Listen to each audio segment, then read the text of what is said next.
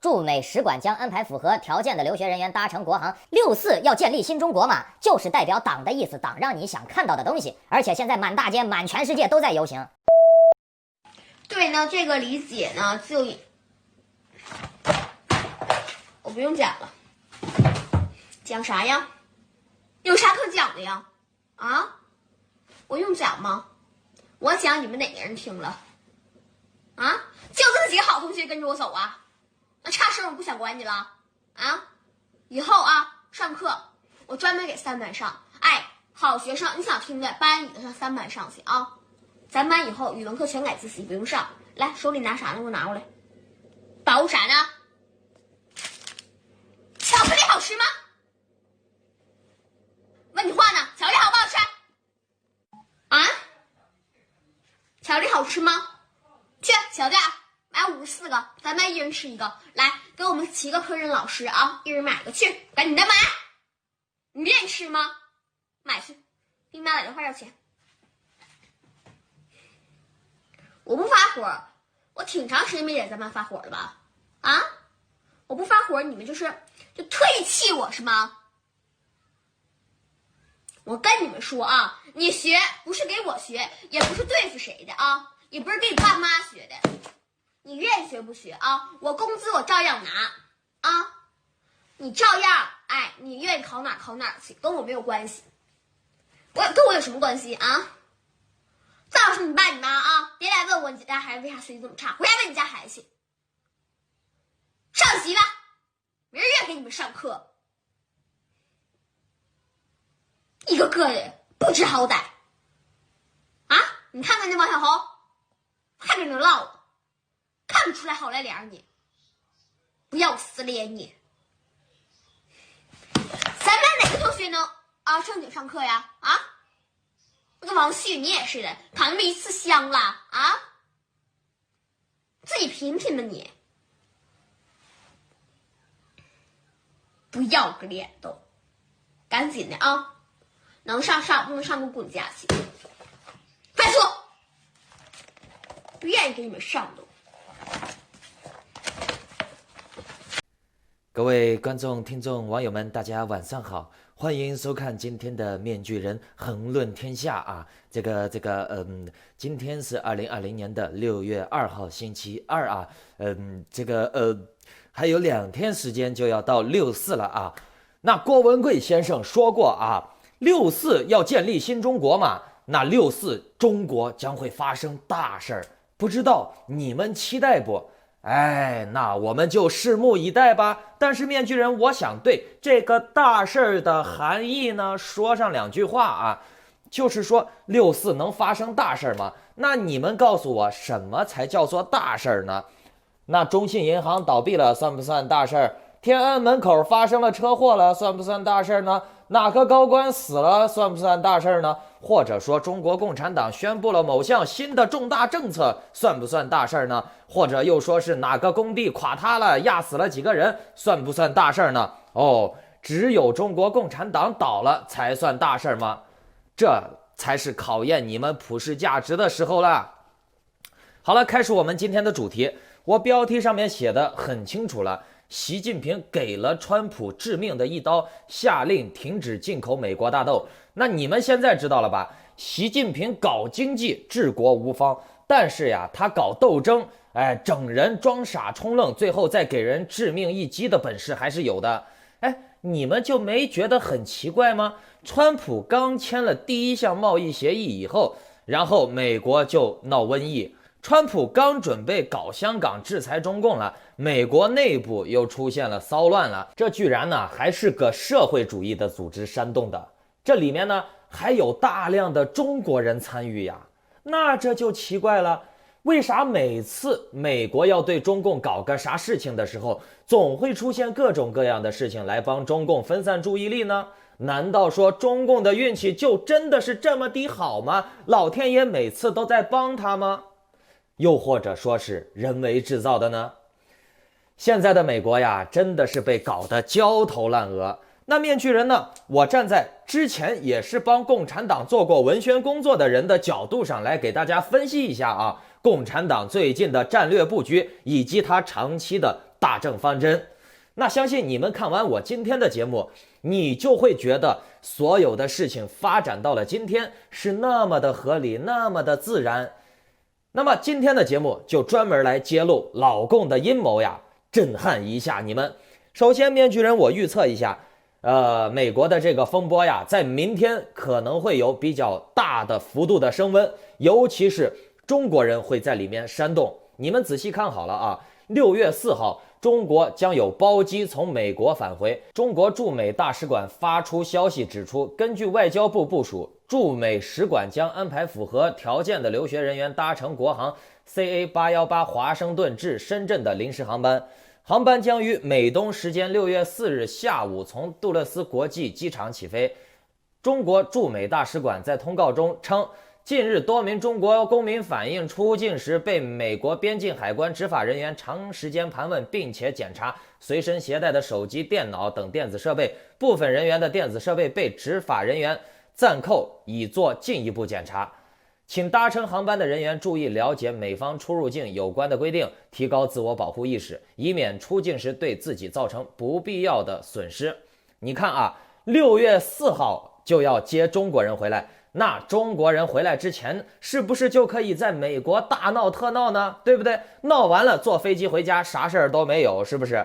这里面只是脑洞一下啊，我们看一下明天会不会有什么大的行动的升温啊？不知道大家怎么看啊？反正面具人我是根据这一系列的这个动向来判断，明天或者后天有大事要发生。好了，今天正题的重磅环节来了。中国呀，现在停止了对美国猪肉和大豆的进口了。你们知道这对美国意味着什么不？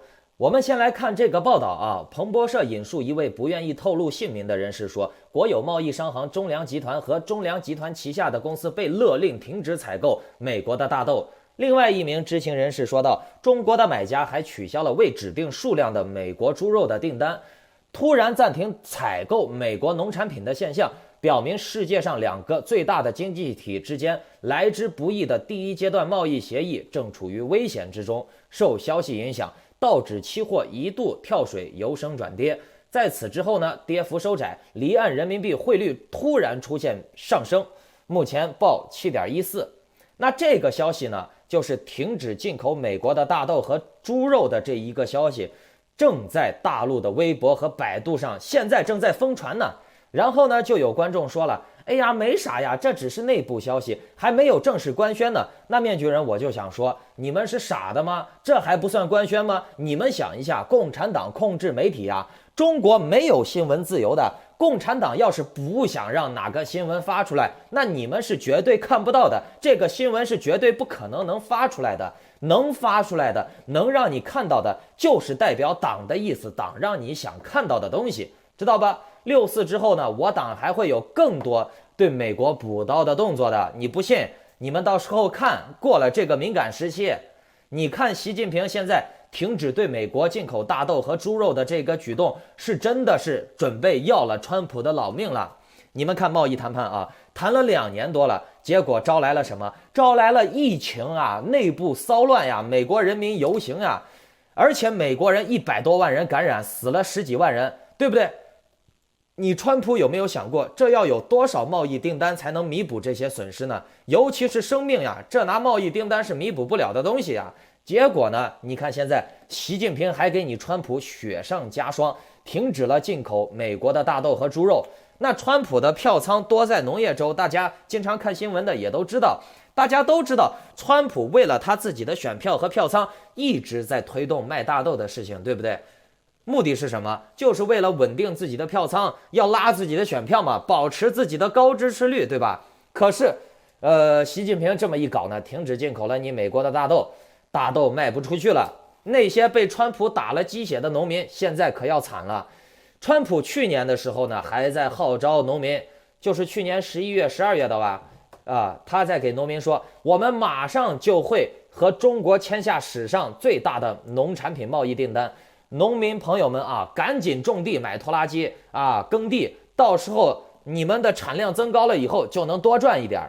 而中国呢，当时也是装模作样的配合呀，共产党给你玩的就是这一手，配合你川普让农民赶紧多弄点地，多种多办厂啊，多做这个农作物，对不对？结果呀，你看啊，忽悠这些农民投资种地、买设备、办厂，让老百姓下血本，最后呢再翻脸不认人，让美国农民朋友血本无归，甚至有些农民面临着倾家荡产的风险。为什么会倾家荡产？因为现在疫情呀，大家的经济都不好过，没有公开，没有钱赚呐。我看张林氏也说过，美国的牛肉啊，牛脖子肉从2块多美元涨到了8块多美元了，那这日子还怎么过呀？对不对？农民的日子就更不好过了。美国人的储蓄率是比较低的，老百姓基本上都是挣多少钱花多少钱，因为他们的市场经济循环好啊。比如说今天花光了，明天他干活就能挣回来。但是这种经济体系也有它的弱点，就是经不起折腾。这因为疫情一折腾，大家都没钱赚了嘛，没法上班了嘛，商店也不开门了嘛，然后呢，大家都没钱赚嘛。之前呢，是因为川普忽悠了很多农民投了血本去种地搞农场，对吧？这些老百姓他的铁杆粉也都信了。那现在因为习近平反悔了，不买你贸易订单了，那现在这些农民的货卖不掉了。你别说货卖不掉，他们的日子现在都快过不下去了。那你说这怪谁？怪共产党？那共产党远在天边呀，你想怪你也怪不上啊。而且就算你怪共产党，美国的农民能拿习近平怎样？怎样也怎么样不了，对不对？那怎么办？只能怪川普了。谁让川普在之前告诉这些农民，你的大豆一定能卖出去呢？我们已经谈了有史以来最大的贸易订单了，对不对？那这些农业票仓的选民呀，之前可都是川普的铁杆川粉呢。结果呢，就是因为听了川普的话啊，你川普跟习近平一块忽悠我们，然后导致了我们现在听你的话种了那么多大豆，卖不出去，现在损失惨重。你别说是因为习近平反悔，但是是你川普叫我们搞的呀。我们是因为信你，你能把大豆卖出去，我们才种那么多大豆的，对不对？川普从上任到现在啊，这个贸易订单、贸易协议呀，就成了个笑话了。谈了2年了，最后还是被习近平把自己的脸打得啪啪响。说买呢，结果呢，现在又不买了。面具人，我跟你说啊，这回啊，川普可是把农业朋友、农民朋友的心都伤透了。那中共啊，现在的这种做法，不但对本身雪上加霜的美国经济带来了重创，而且还会对川普的这个选情带来致命一击。而且说到这儿啊，面具人，我想纠正一下，很多观众对中美之争有一个误区，很大的误区，就是很多人认为啊，中美之间的贸易战、超限战，是因为川普要和中共打这个贸易战啊，要解体中共，或者是因为川普对中共过而强硬了才导致的，是不是？那面具人，我告诉你，美国是中共称霸世界的绊脚石，中共想要摆脱自己老二的身份，当世界老大，那该怎么办呢？当然是把老大干掉了。所以中美之争和川普无关，不管是谁上台啊，不管他美国民主党上台还是共和党上台，中共都是要对美国下手的，只是看哪个总统接招能化解这场老二想要干掉老大的这个危机，知道吗？哪个总统有能力废掉中共这个老二，想要称霸世界的老二？我们来看啊，中共这几天为啥敢再对美国一直下重手啊？还记得面具人我早期提出的病毒超限战的理论吗？共产党它就是通过制造灾难，然后呢，再以一国自损的这个伤害来打击全世界都遭受损失。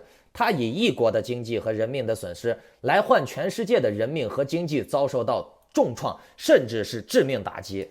然后呢，打击完全世界了以后，中共再跳出来装好人，买。你们想过一个问题没有啊？你把这个问题想一下，你就会明白了。比如说啊，你现在开了个店啊，我现在想要你的店，那你现在因为你的店里面生意好，你肯定不愿意卖给我，或者是转让费要太高，对吧？那好，我派人给你店里面投毒，制造负面新闻，把你的店里面的生意搞臭搞烂，让你没钱赚了，活不下去了。那到那个时候你咋办？那个时候你是不是为了生存，为了活下去啊，承担不起这个店的房租了以后，你是不是就只能把这个店便宜的再转让给我了？对不对？你不转让，你活不下去嘛，是不是？那这就是共产党的思维，故意给你捣乱，然后呢，再出来扮好人，买啊！他对你的经济造成致命打击了以后，让你现在不得不卖，你不管卖多少，你都要卖，不卖你就没有钱。你看最近不是吵得沸沸扬扬的德国总理默克尔亲共吗？默克尔还拒绝了川普的 G7 线下的面对面会议的这个邀请，对吧？那我们来看是为什么啊？我告诉你，你看这篇新闻，德国商报5月19日报道，根据欧洲汽车制造协会 ACEA 统计，欧盟4月新注册车辆比同期下跌76%，为有记录以来最大月度跌幅。自年初以来，欧盟汽车需求下降近40%啊。意大利及西班牙的跌幅最大，汽车登记量分别下跌了97.6%以及96.5%。我的天呀，这个就差到100%了，基本上快跌完了。而德国及法国已下降了61%以及88.8%，英国则下跌了97.3%。你看这些欧盟国家对于汽车的这个需求量、销售量都下跌了这么多。各个品牌的这个车的需求量均为双位数的跌幅，你想一下，这有多大的这个经济危机啊！确实，中国的经济市场自己的汽车市场也在萎缩，但是没事儿，中共他可以把丧事喜办呀，只要党一发新闻洗脑，让老百姓把买车的热情直接就转移到房上了就好了，对不对？让老百姓买房呀，或者说是你不买房就不给你学上嘛，对不对？那这些欧盟国家的消费能力下降了，那党和国家控制不了呀，这些老百姓要造反呀，那怎么办？要想办法恢复经济呀，对不对？那怎么恢复经济？中国14亿的消费市场呀，中国14亿的劳动力啊，所以你看啊，德国经济新闻报26日报道称，中国正在帮助欧盟。尽管遭遇了新冠危机，但欧盟国家第一季度猪肉出口却创下了历史以来的新高，原因是欧盟对中国的出口激增。根据欧盟委员会公布的最新数据，包括内脏在内，27个欧盟成员国第一季度共向海外出口了140万吨猪肉，与2019年同期相比增加了4.2%。由于出口价的上涨，欧盟猪肉的出口收入增加了约为30%，达到了35亿欧元，这也是有史以来最高的数字。能取得这样的成绩，中国市场的需求是主要的贡献。今年第一季度，欧盟猪肉出口中约有54%出口到中国，共计约75.6万吨，同比大增76%。但另一方面呢，欧盟对其他猪肉出口国的交货量也下降了。对欧盟第2重要出口国的目的地英国的出口量下降了37.4%，至有17万吨嘛。对日本的销量下降了14.8%，有10.1万吨。对韩国的销量下降了39.4%，至5万吨。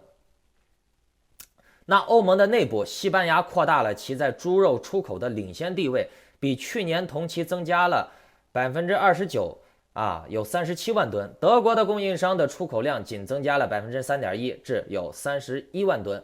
不过，分析人士称由于中国现在开始生产了更多的生猪，且欧盟的竞争对手美国和巴西的猪肉价格很便宜，正加强向中国的出口。2020年第2季度，欧盟出口中国的猪肉量可能会下降。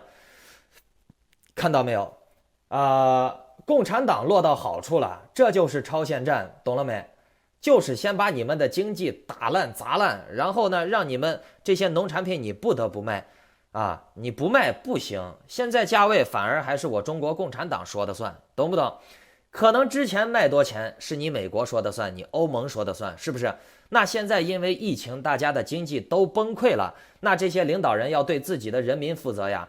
中国人可以吃草活3年，欧洲人不行呀。所以呢，现在卖多少钱不是欧盟说的算了，我党想要讨价还价很简单呀。就是这个价位你卖不卖我的中国人能吃草可以活3年啊，你卖不卖？你不卖无所谓，我的中国人饿死我也不怕。不卖，咱就看咱们的子民谁先饿死的多，对不对？我不怕，你欧盟怕不怕？你美国怕不怕？这就是超限战，比的就是谁的下限低。顺便，你刚才看啊，我说了，你对中国增大了出口，是不是？那势必就会对其他国家的出口就会减少。那刚才的数据也有提到这一块嘛，那就相当于中共利用农业捆绑、贸易捆绑啊，加深了欧盟以及全世界的这个猜疑和分化啊。因为以后呀，这些欧盟的国家，包括美国呀、其他的国家，巴西呀什么的，西班牙呀，他们的农产品想要出口，那就要高度依赖中国了，相当于中国成了你资本主义社会的金主了。那在资本主义社会里面，谁是金主，谁就是爸爸嘛，对不对？反而呢，间接的降低了这些国家的凝聚力和互相的信任，也降低了别国的影响力。那这只是猪肉这一块，再来看大豆这一块。路透社5月27日因彭博新闻这个周三援引知情人消息报道，中国本周已购买逾10批巴西大豆的船货。因中美贸易紧张的这个关系正在加剧，使得中国为了寻求确保供应，大豆的充足。那巴西是中国主要的大豆供应国，中国是世界上最大的大豆买家。巴西政府周一的这个公布的数据显示啊，巴西5月大豆出口量达到了1550万吨，1550万吨呀，明显高于了去年同期的1000万吨。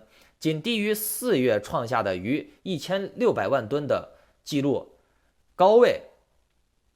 那自1月以来啊，雷亚尔贬值超过40%，巴西的钱嘛，提升了巴西大豆价格竞争力。那由于中国需求大豆的这个需求量强劲，今年1到5月份，巴西4900万吨大豆的出口当中，有74%是运往中国的。较去年同期上增了40%。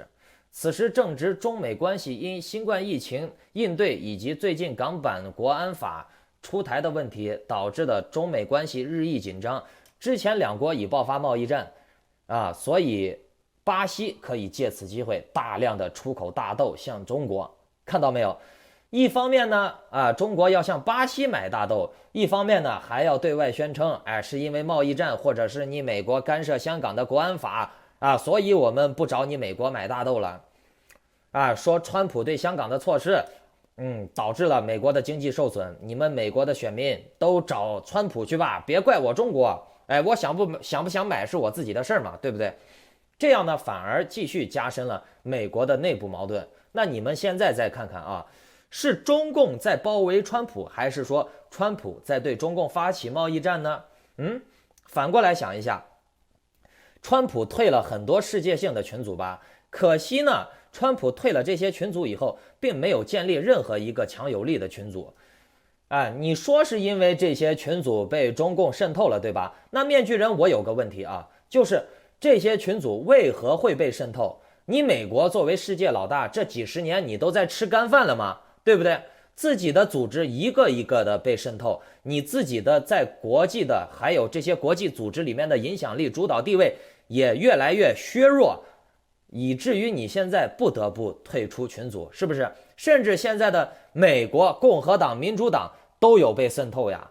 最近出现的这种骚乱、各州对立、两党对立、民众的阶级斗争、发动群众斗群众，这些滋味可真的是共产主义的思维啊！可真的是共产主义的味道呀！你美国现在自己的组织被渗透了，你没有办法去解决，然后呢，就跟川普一样，跟一个玩不起的小屁孩一样，干脆破罐子破摔退群了，是吧？我玩不过你，我躲得起你，是不是？那你们现在站在这个逻辑上、角度上，你去看什么所谓的大外宣说，哎呀，美国又厉害了，美国又退群了，美国又退群了。这些大外宣呀，不管川普说啥做啥都是对的，都是坚决支持。那你说这些大外宣，这些川普的粉丝，跟国内的那些五毛战狼小粉红有啥区别？不管是习大大说个啥都是坚决支持，不管是川普说个啥都是坚决支持，而且呢，不能有不同的意见。你反习近平，你批评习近平就等于反华。你批评川普就等于反美，对不对？那习近平不管做什么都是对的，川普不管做什么都是对的，这些个无脑大外宣啊，一直煽动个人崇拜，却不正视问题的本身。川普自上台以来啊，他并不是先攻击中共，他是为了美国利益，他是选择先攻击自己的盟友欧盟之类的，又自己大搞种族主义，搞社会撕裂。然后呢，你说欧盟被攻击，是不是？那欧盟肯定不爽呀。那中共刚好就是趁着这个空隙上来勾兑呀。哎，美国跟你不好，让你占不到便宜了，那我共产党来让你占便宜呀。借此机会来填补欧盟的胃口，以强化自己在世界的领导力。然后呢，川普一个个的退群，中共刚好就拿一带一路自动填补跟进。说实话呀，美国正在把自己的世界领导地位拱手相让给中共呀。整个世界的民主阵营体系，因为川普自己只考虑自己的小利益美国优先，利益至上，逐渐的把美国自己走向孤立主义，以及美国因为走向了孤立主义以后，这个利益冲突反而被放大了。那大家觉得好像跟着美国这个自由民主的灯塔老大哥跟着混，没有钱赚了，没有好处拿了，那我不如倒向跟着中共，对不对？最起码习近平可以大撒币嘛，可以给我好多钱。这就导致了民主阵营逐渐的成为了一盘散沙，然后呢，中共就可以煽阴风点阴火，可以分化他们，逐个击破了。中共在这其中挑拨是非，制造对立，让欧盟和川普以及欧盟内部之间互相产生矛盾，互相不信任。最后呢，中共再来一个大撒币来捆绑他们。那英国脱欧大外宣吹，美国退一个组织大外宣就吹一次，美国退一个组织大外宣就吹一个。哎呀，厉害了我的美，川普有大招啊，川普要放大招了。可惜到现在呢，你们盼了几年的川普大招盼到了没有？反而呢，美国自己把自己的武功都废了，把自己的指头一个一个的给切掉。然后呢，你们没发现现在的欧盟、美国、西方民主世界的国家都成了一盘散沙了？你们自己扪心自问一下，究竟是因为人家的民主体制太脆弱，还是因为共产党的这个渗透分化打散了整个欧盟和西方阵营呢？对不对？那美国的国际地位、国际形象、国际力量也就像拔萝卜一样，一个一个的被拔掉，对不对？大外宣嘛，就是无耻吹捧、无脑吹捧嘛，川普做什么都是对的。但是你们不知道，民主社会最可贵的就是批判和纠错能力吗？任何一个老百姓都是有权利批评这个国家执政的领导人的。民主社会存在价值观分歧是很正常的事情。那如果说整个社会所有的政党都是价值观统一的话，那就是共产主义了。美国的两党矛盾绝对不是美国现在的首要矛盾。你不要看什么死东记啊、猫神那些大外宣给你说，我支持美国人上街，美国人现在这个民主党和共和党在死斗，在恶斗。共和党和民主党能从之前两个正常竞争的党派变成了现在你死我活的内斗，甚至是有可能会走向分裂美国的这种恶性斗争。你再去看一下台湾民进党和国民党也从了正常的党派竞争变成了你死我活的内斗，是不是很类似的情况？大家总会二维化的认为民主党和国民党是舔共，这个共和党和民进党就是反共的。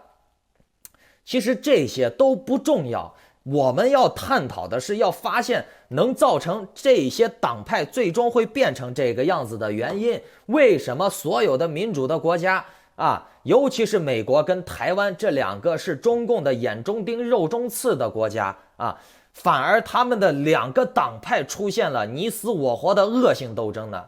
为什么他们两个国家的状态是如此的类似呢？根本的原因在什么？一个党派恨不得去立刻消灭另外一个党派。那么如果一个党派把另外一个党派消灭了，这就不是权力的制衡了，这就是共产主义了。你知道吗？共产党通过长期的战略、文化、经济、人口各方面的去渗透这些民主国家，利用他们的言论空间和宽松的社会环境去制造对立。言论自由嘛，对不对？你因为我有言论自由，你总不能抓捕我吧？我想说什么还不能说了。他就是利用你这个社会的空当，你这个社会的盲区，去利用你这个体制的弱点去攻击你，明白没有啊？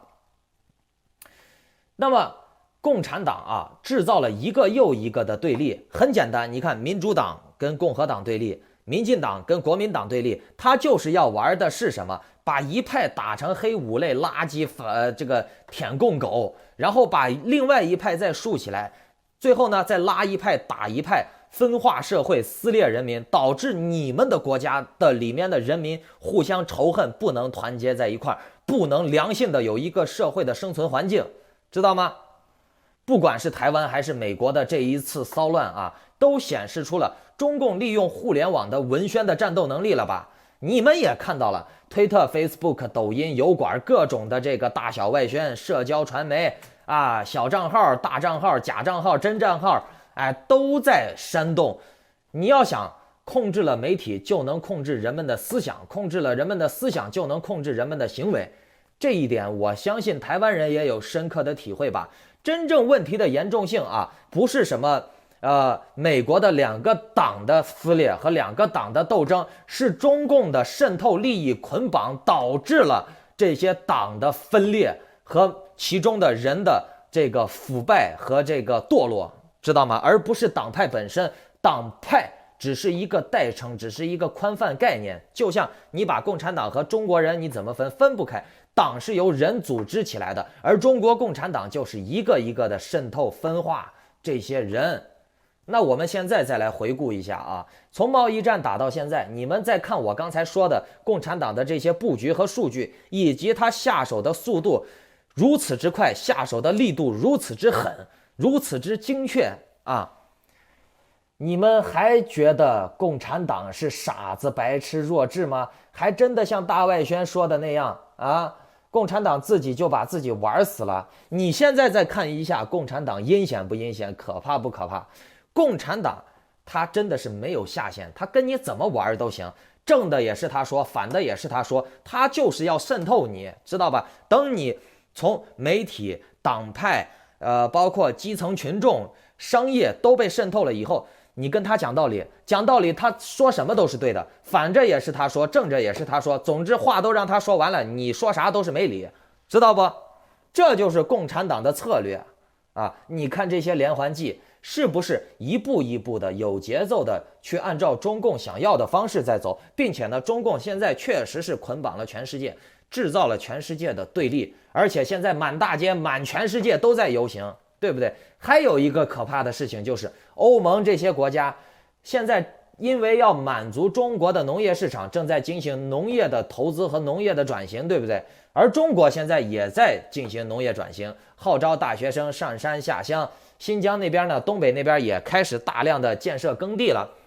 那你们想一下，等到大家都完成了农业转型了以后，中国就可以把其他农业国家一刀切了，因为中国已经可以实现农产品自给自足了，那就不需要再进口这些欧盟呀、美国的这些农产品了。那到那个时候呀，这些欧盟国家大力发展的农业设施就又是付诸东流了，那又会带来新的经济灾难了，懂不懂？而且面具人，我告诉你啊，所谓的华川粉呐，就是一群无脑的蛀虫。哎，他们是啥啊？我告诉你，你是华川粉是吧？你认为川普会帮你反共是不是？然后你自己就等着美国帮你把共产党灭了，然后你自己就可以享受自由民主的果实，白吃白喝白拿了吗？实际上共产党是由你们这些人组成的，把共产党反了没有用，应该把你们都反了。共产党是一个高度集体意识的体现啊！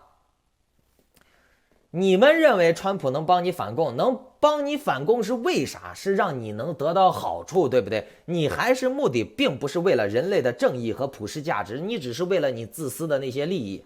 所以说啊，川普能帮你，你就无脑的支持嘛，川普做什么都是对的啊，做什么都要支持了，对吧？那就又有一个悖论了。哦，川普要给中共卖大豆，就是要制裁中共；那欧盟给中共卖大豆，就是舔共了、亲共了、中共同路人了。那你们根本就没搞清楚状况，好吗？中国共产党它就是做分化舆论的正反两面操作，就是把所有人去降维打击成二维生物，让他们变得不能深度思考，让他们情绪化，让他们无脑跟风站队。然后呢，中共就可以站在一个高点上，把这些畜生猪狗，当一群猪一样圈养起来，跟骗傻子一样忽悠，知道吗？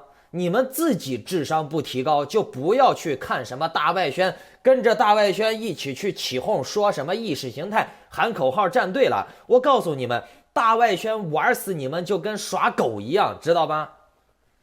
如果大家觉得面具人我讲的对大家有用的话，欢迎点击订阅和小铃铛，不怕错过面具人我每一期的节目。那你如果觉得想要让更多的人加入我们一起提高智商，帮助到更多的人的话，那就请点一个转发。想要看更多的节目的话，就请加入我的会员频道。那好，今天就这样，我们下期再见。